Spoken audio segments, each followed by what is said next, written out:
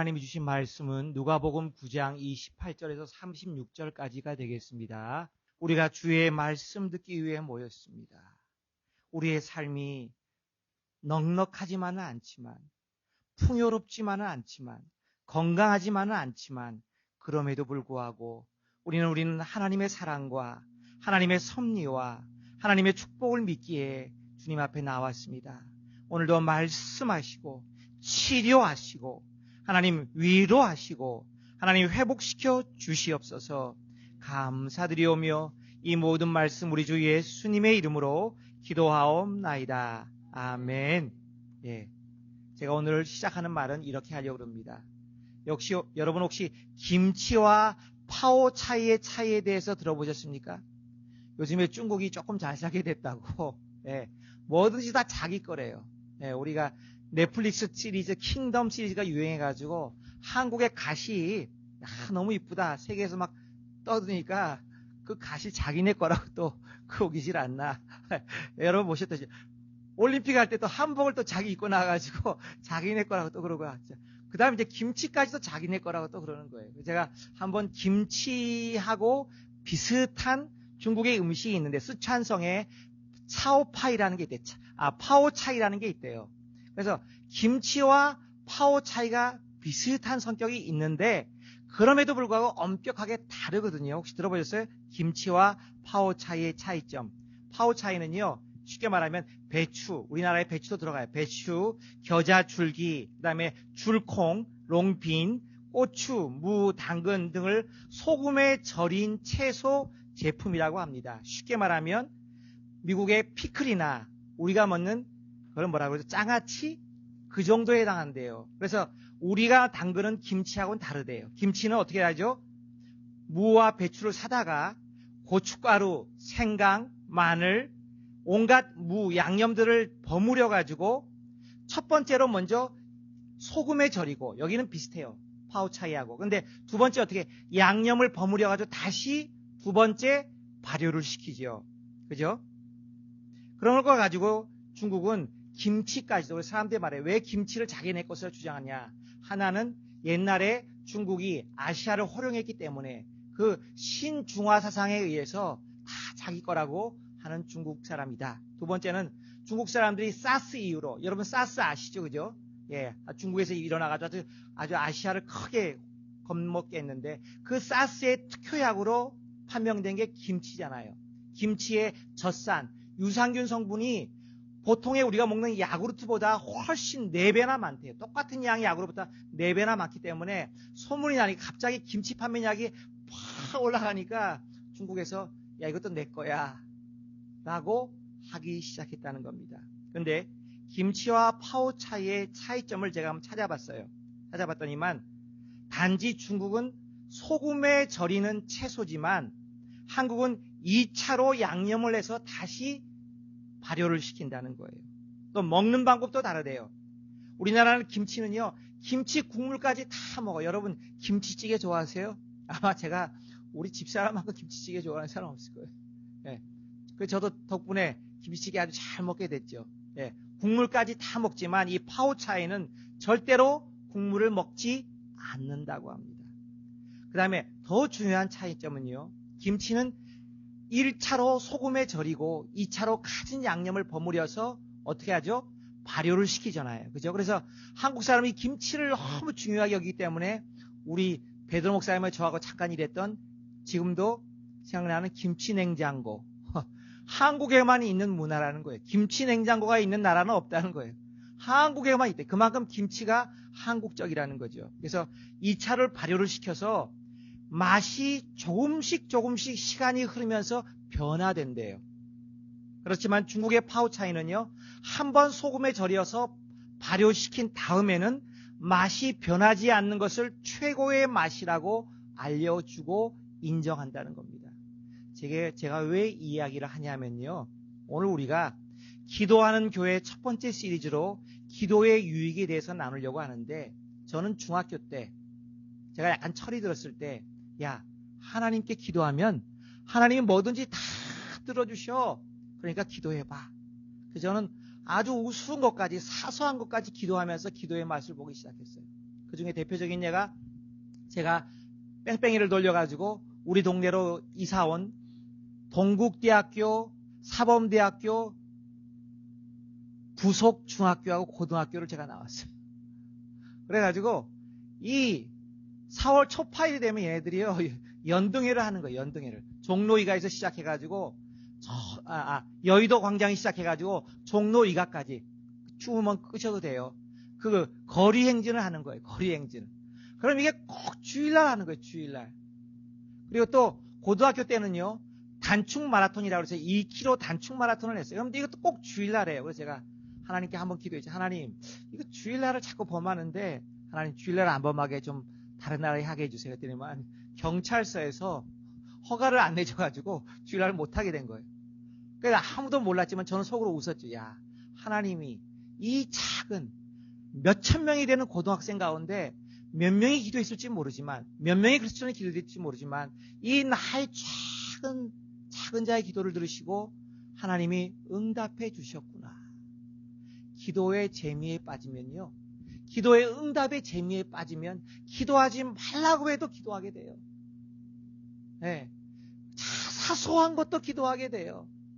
저는 이번에 직장을 옮기면서 하나님이 또 내 기도를 응답해 주셨구나라고 저는 얼마나 감사했는지 몰라요. 왜 두 가지가 응답이 됐어요. 제가 우리 노 목사님과 같이 한 5년 동안 목회를 같이 하면서 뭐 좋은 것들 너무 많았는데 그 중에 나쁜 것 중에 하나가 제 배가 좀 많이 나오기 시작했다는 거예요. 너무 잘 먹어가지고.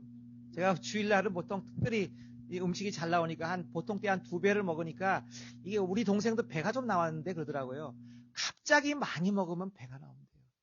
제가 이게 보통 때는 그냥 먹다가 주일날에 좀 과식을 하다 보니까 이게 배가 조금씩 나와서 내가 볼 때도 야, 이게 너무 많이 나왔다. 좀 고민을 했거든요. 제가 운동을 많이 안 하니까 하나님이 뱃살을 빼게 해주세요 기도를 했는데 이번에 시큐리티 가드를 시온마켓 쓰면서 거기 또 움직이지 말래. 거기 정해진 자리에만 계속 왔다 갔다 거기만 있으래. 그래서 거기서 제가 발을 동동 구르면서 운동을 하면서 이 뱃살이 좀 빠진 느낌이 드는 거예요. 그래서 재봤더니 몇 파운드가 또 빠졌어요.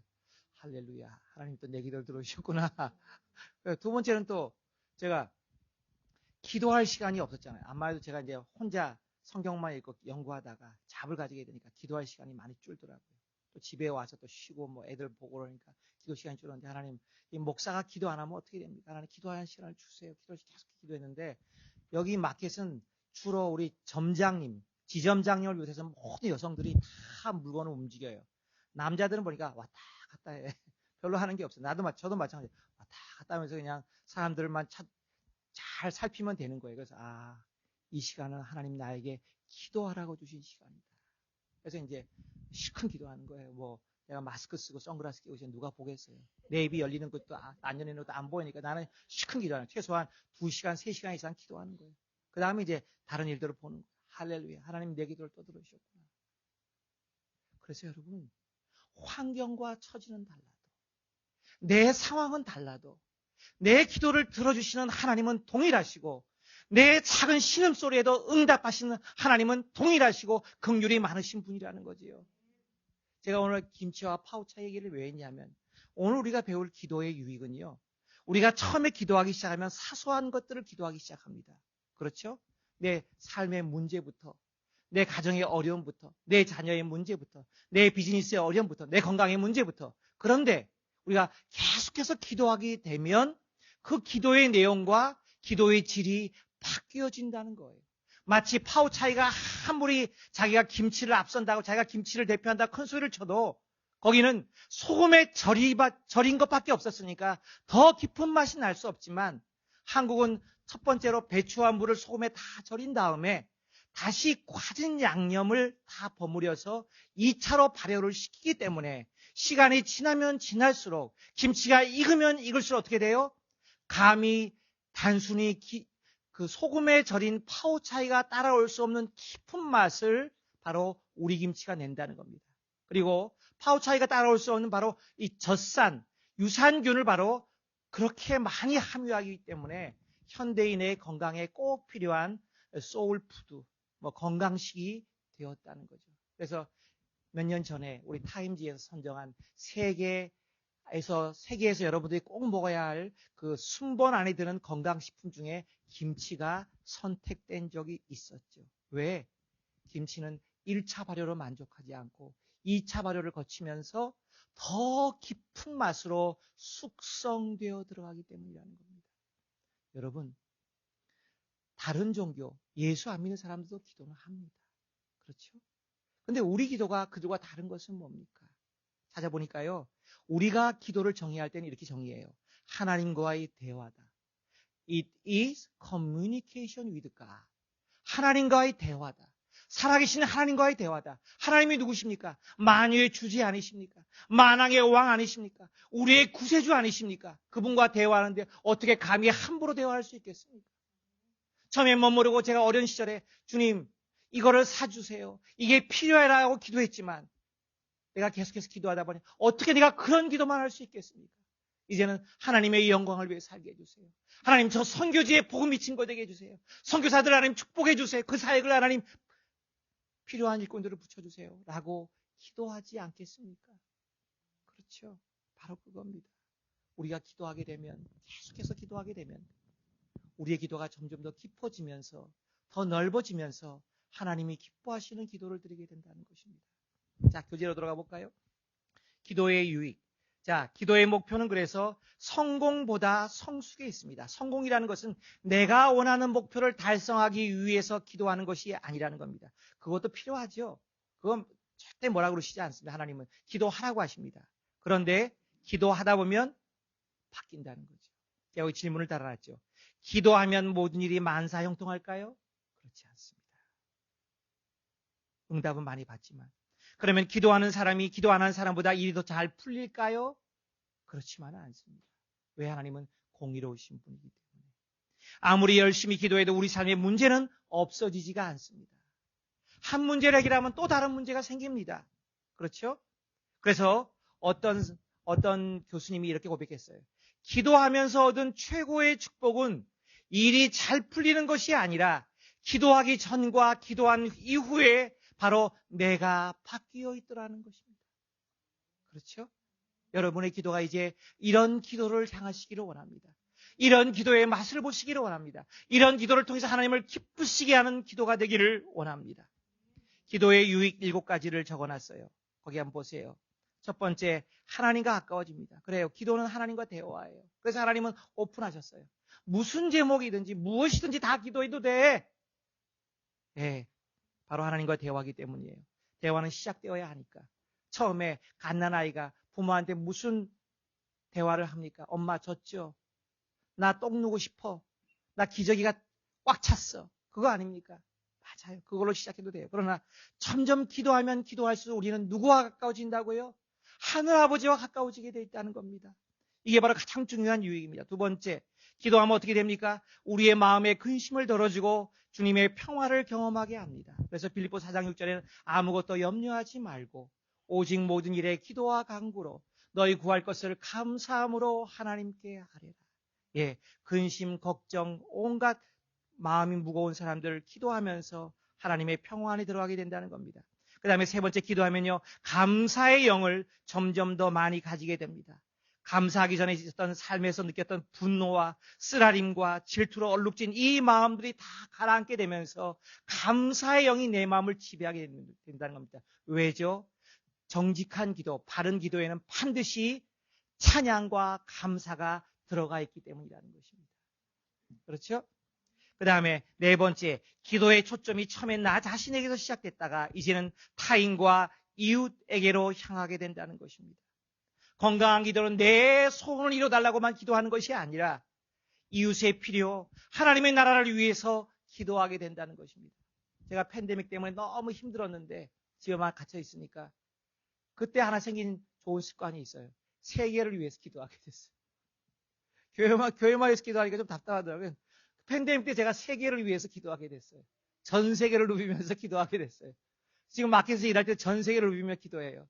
특별히 아시아 쪽을 놓고 더 기도해요. 왜? 내가 아시아인이니까, 아마 에이전이니까 그런가 봐요.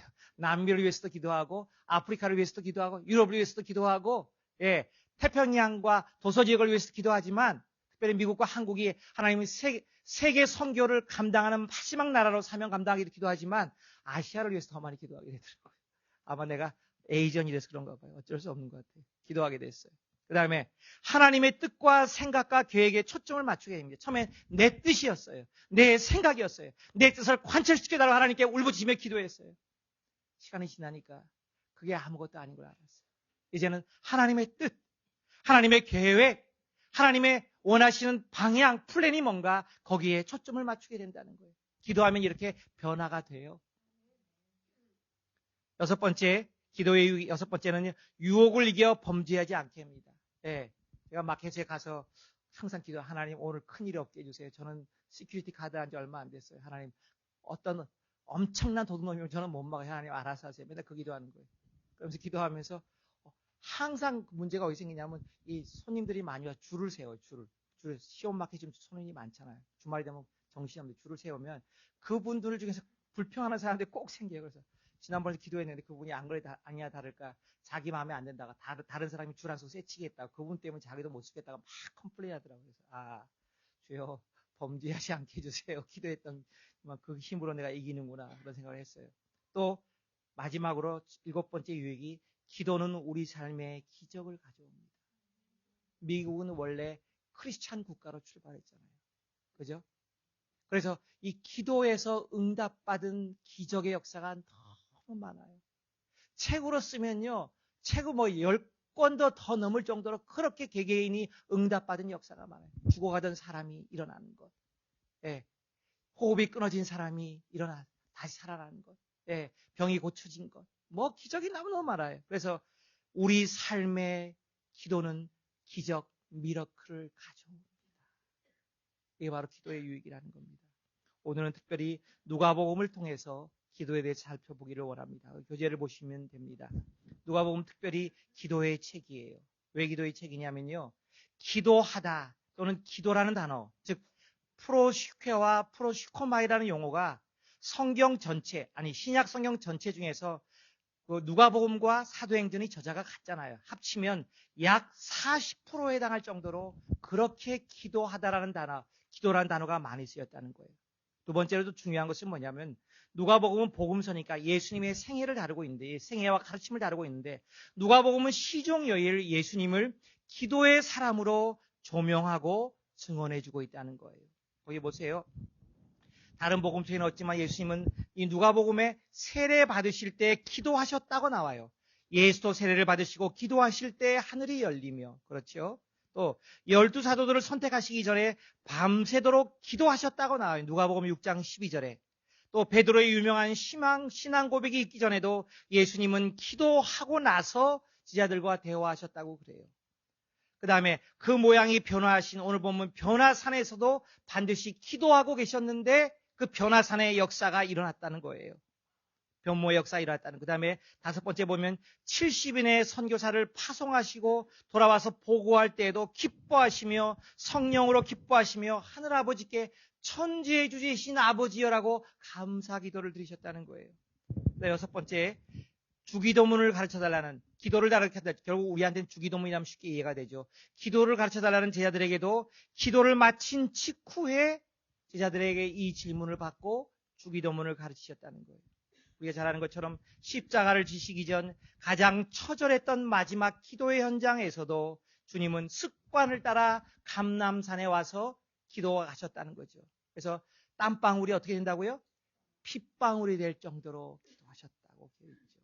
그래서 우리는 누가복음을 찬찬히 읽어보면 일상생활 속에 다져진 예수님의 기도 근육을 느낄 수 있다는 것입니다. 요즘에 넷플릭스에서 피지컬 100을 하는데 혹시 아십니까? 오징어 게임을 갖다가 실제 게임으로 바꾼 게 한국 MBC에서 만든 피지컬 100이에요.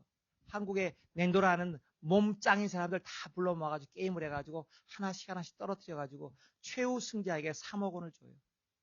피지컬 100. 거기 보면 이런 말이 나와요.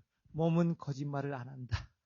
팬데믹 때 여러분 많이 힘들고 어려웠죠? 그래서 어디 갈 데 없는 분들 몸이라도 열심히 단련해보세요. 여러분 근육이 느니까 몸은 거짓말 안 한다. 이렇게 시작하더라고요. 재밌죠? 예.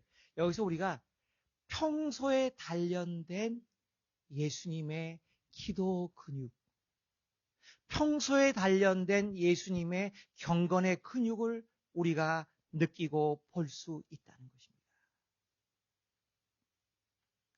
그래서 여러분도 평소에 기도가 생활 속에서 자꾸 기도하셔서 잔잔한 것까지 기도하셔서 기도가 여러분 삶의 근육으로 자리하셔서 그 근육 때문에 그 힘 때문에 어떤 어려움이 와도 일어설 수 있는 그런 사람 되시기를 바랍니다.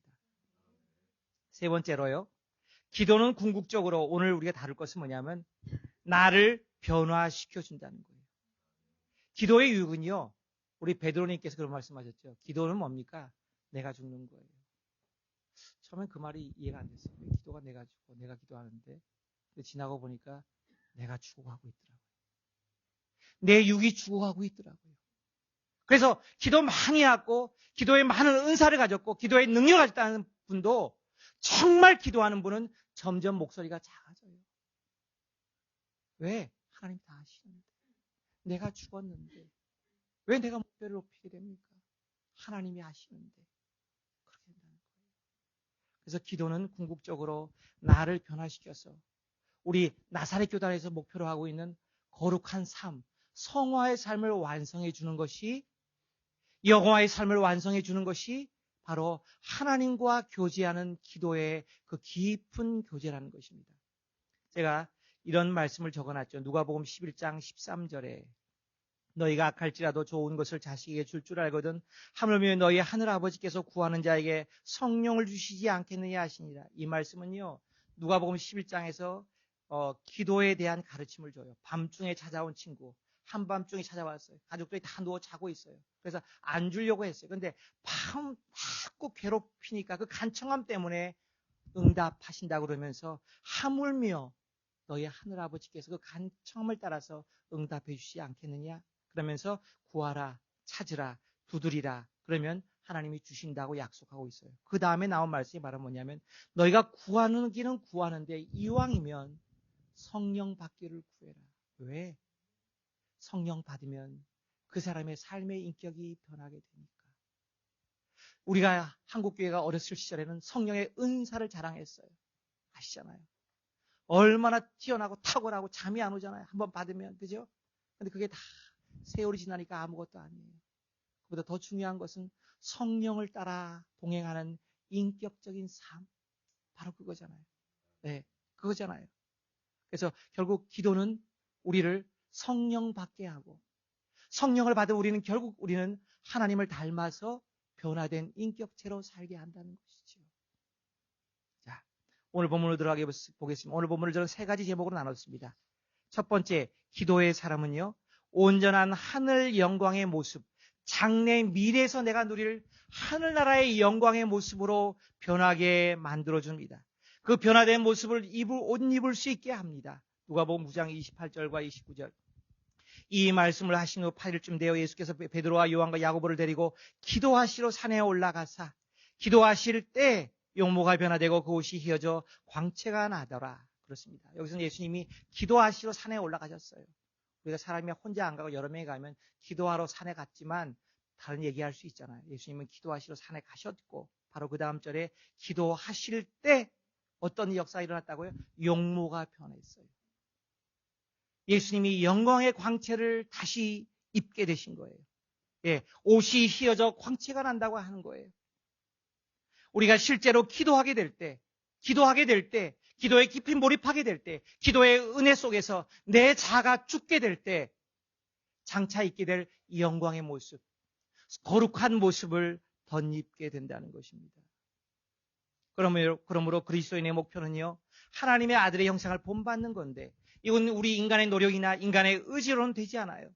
죄송하지만 바이블 스타디만으로도 되지 않아요.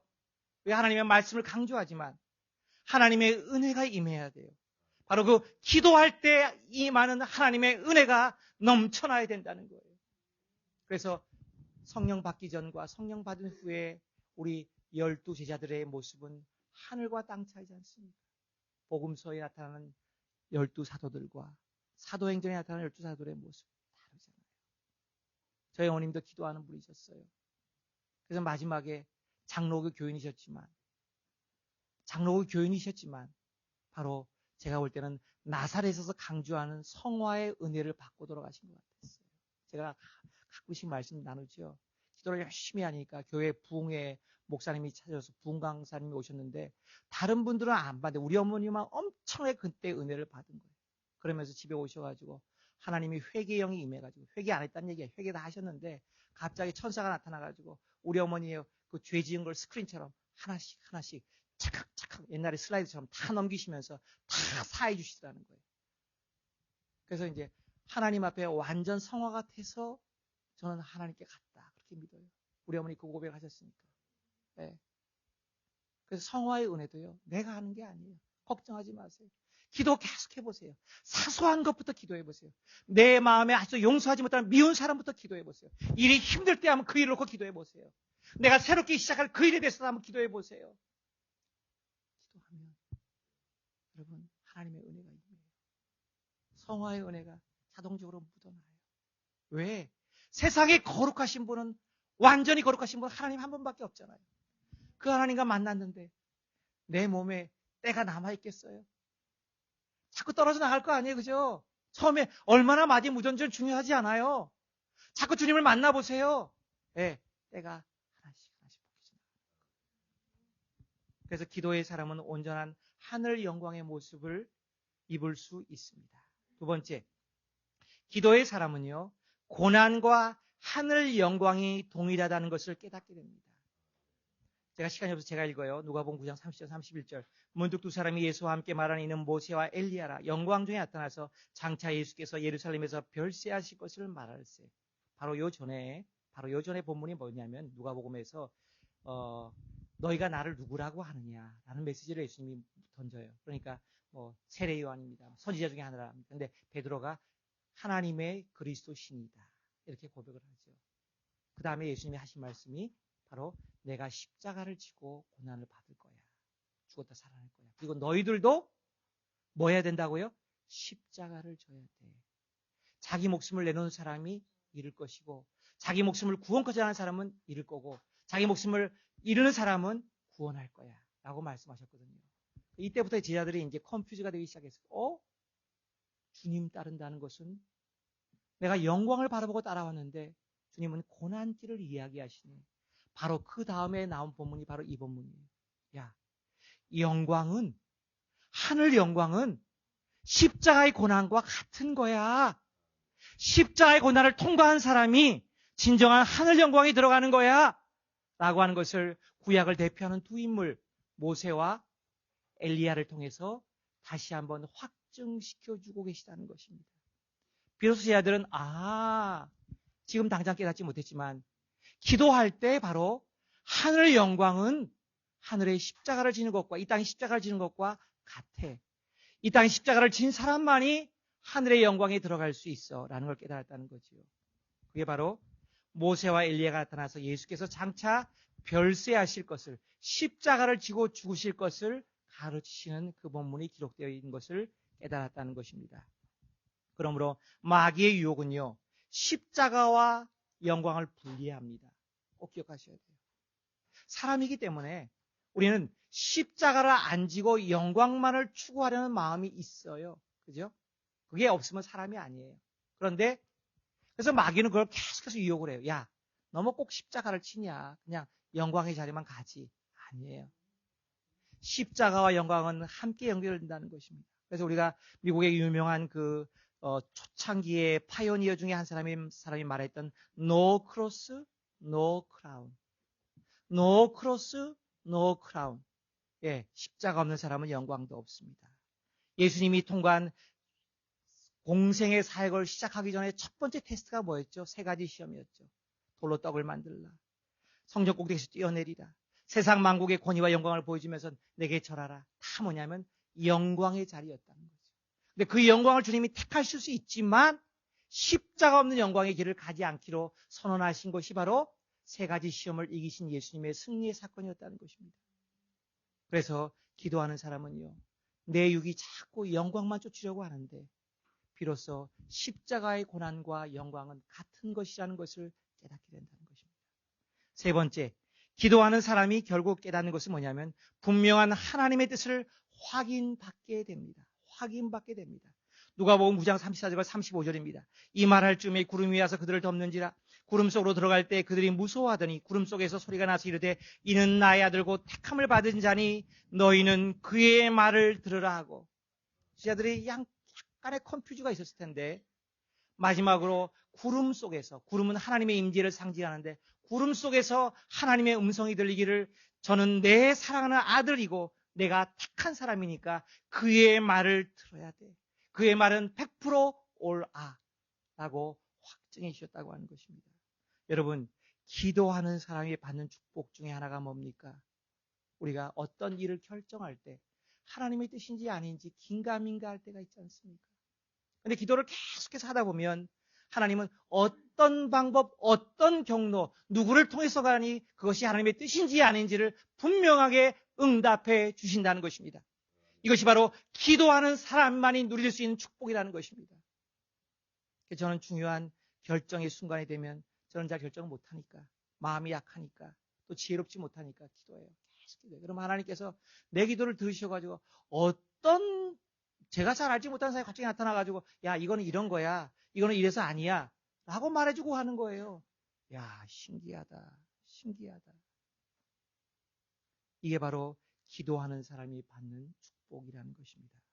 마지막 결단의 시간을 함께 읽고 마치겠습니다. 시간이 없어서 제가 좀 빨리 진행해서 죄송합니다. 결단의 시간을 함께 읽습니다. 시작.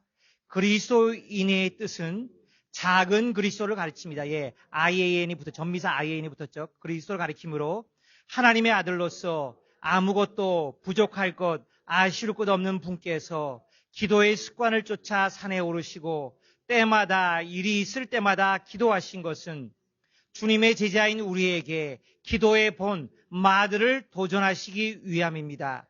그러므로 우리는 항상 기도해야 하지만 기도의 가장 중요한 목적이며 유익은 우리의 간구에 대한 단순한 응답이 아니라 우리가 하늘 영광의 모습을 회복하고 그렇게 변화되는 것인데 그것은 기도 외에는 다른 방법이 없습니다. 말씀을 같이 읽습니다. 시편 145편 18절 말씀.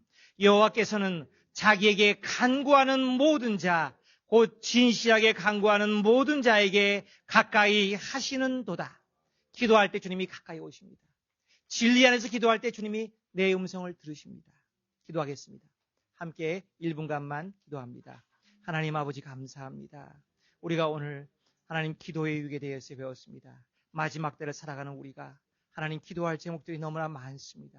우리 내 가정뿐만 아니라 내 교회뿐만 아니라 우리 주변에 기도할 제목들이 너무나 많이 있습니다. 주님, 기도하게 하옵소서. 분초를 아껴 기도하게 하옵소서. 짧은 순간이라도 기도하게 하옵소서. 시간을 정해서 기도하게 하옵소서. 하나님, 그리하여 기도의 사람, 하나님 기도의 유익, 하나님 육적인 기도로 시작했지만 영적인 기도로 마무리되는 하나님의 성숙을 덧입는, 하나님의 영광의 몸을 덧입는 하나님 그런 사람 되게 하여 주시옵소서. 감사드리오며 이 모든 말씀 우리 주 예수님의 이름으로 기도하옵나이다.